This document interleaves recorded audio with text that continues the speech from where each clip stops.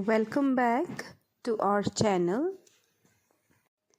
आज हम the portrait of the lady जो हमने पहले चैप्टर शुरू किया था bye Khushwant Singh class 11th का एनसीईआरटी से, उसका आज हम सेकंड पार्ट पढ़ने जा रहे हैं, डिस्कस करने जा रहे हैं।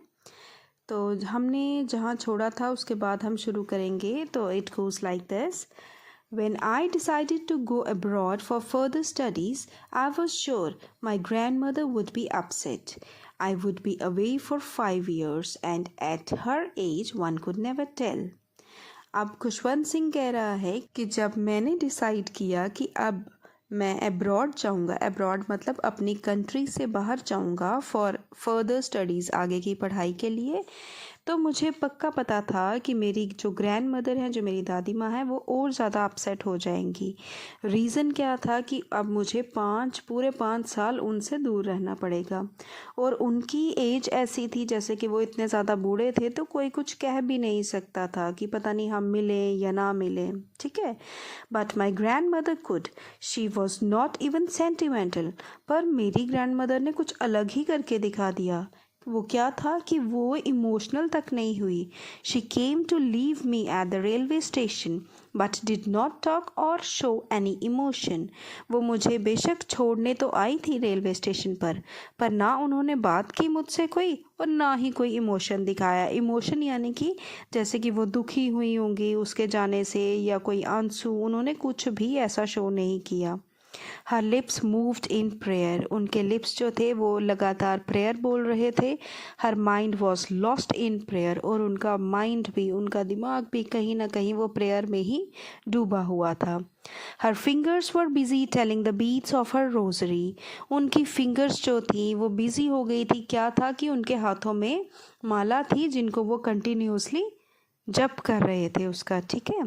Silently she kissed my forehead and when I left I cherish the moist imprint as perhaps the last sign of the physical contact between us. अब साइलेंटली, चुपके से उन्होंने मेरी फोरहेड पर, मेरे माथे पे किस किया मेरी दादी माँ ने।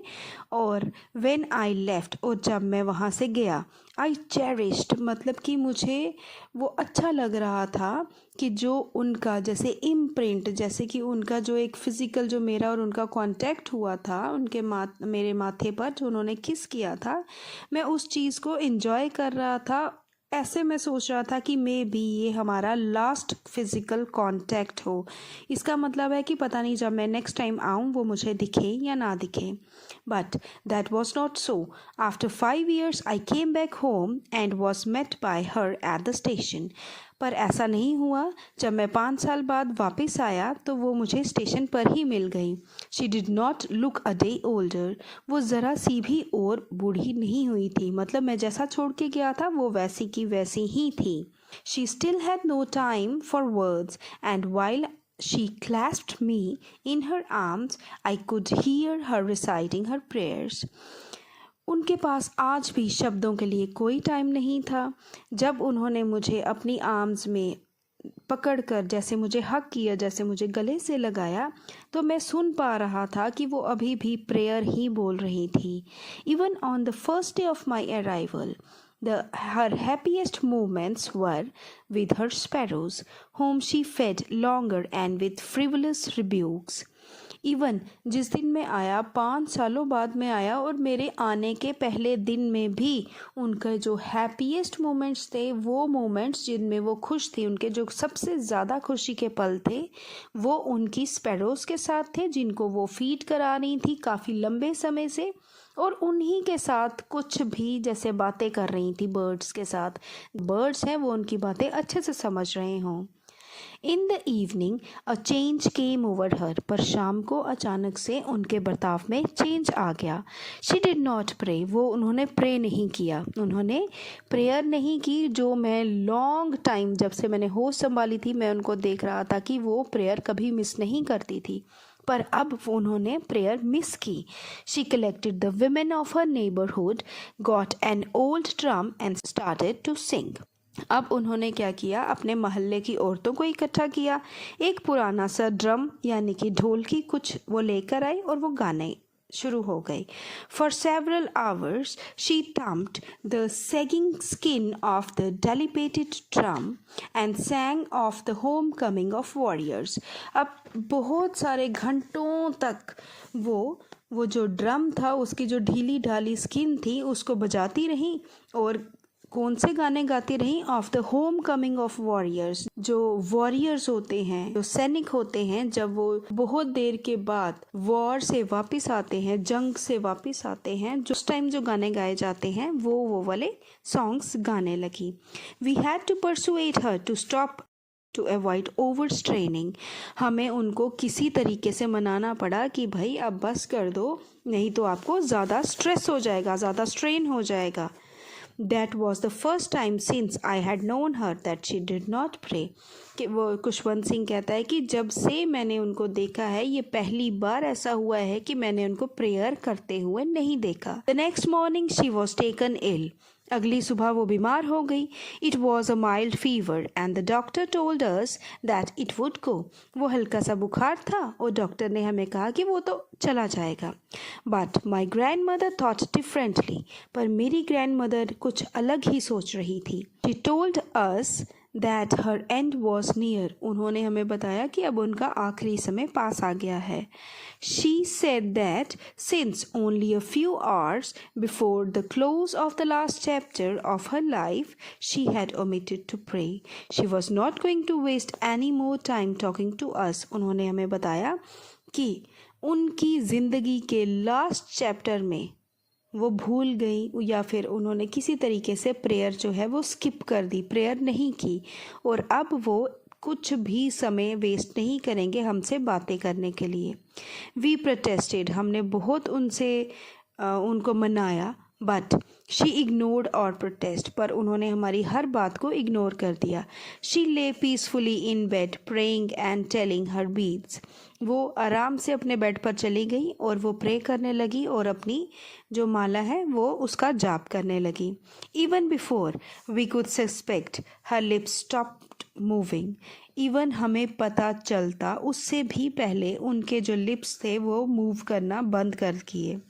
And the rosary fell from her lifeless fingers. और जो वो माला का जाप कर रही थी वो उनकी लाइफलेस फिंगर से, उनकी बेजान उंगलियों से वो नीचे गिर गई. A peaceful pallor spread on her face and we knew that she was dead. एक अजीब सी शांति उनके चेहरे पर फैल गई और हमें पता चल गया कि वो अब इस दुनिया में नहीं है.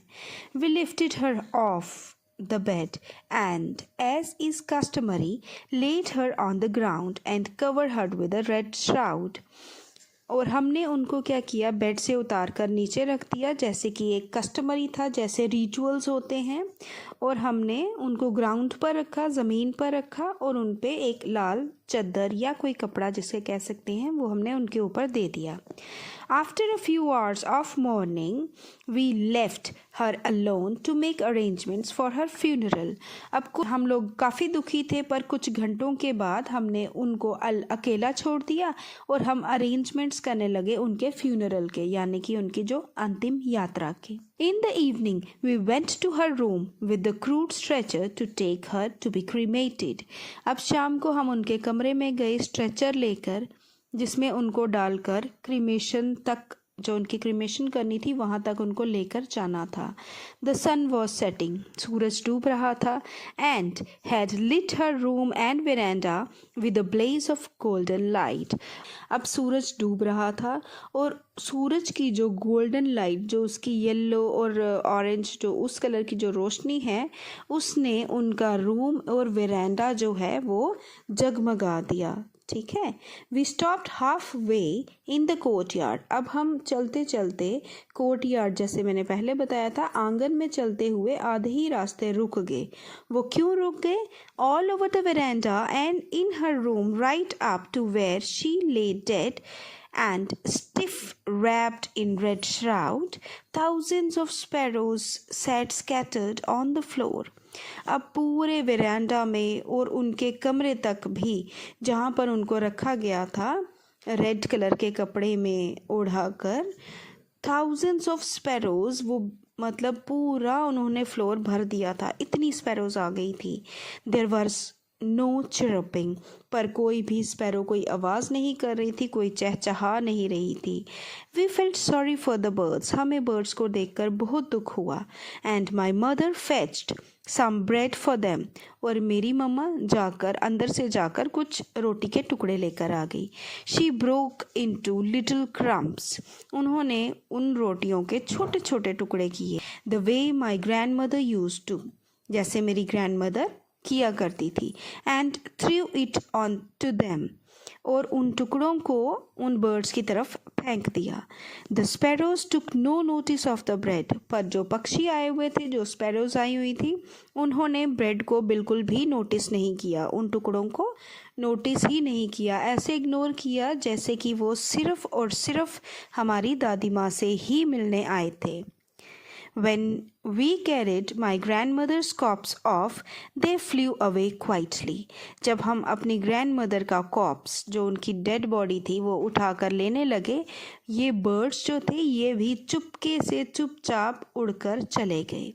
Next morning the sweeper swept the bread crumbs into the dustbin, और अगली सुबह स्वीपर ने आकर झाड़ू लगाकर सारे जो भी ब्रेड क्रम्स थे वो डस्टबिन में डाल दिए।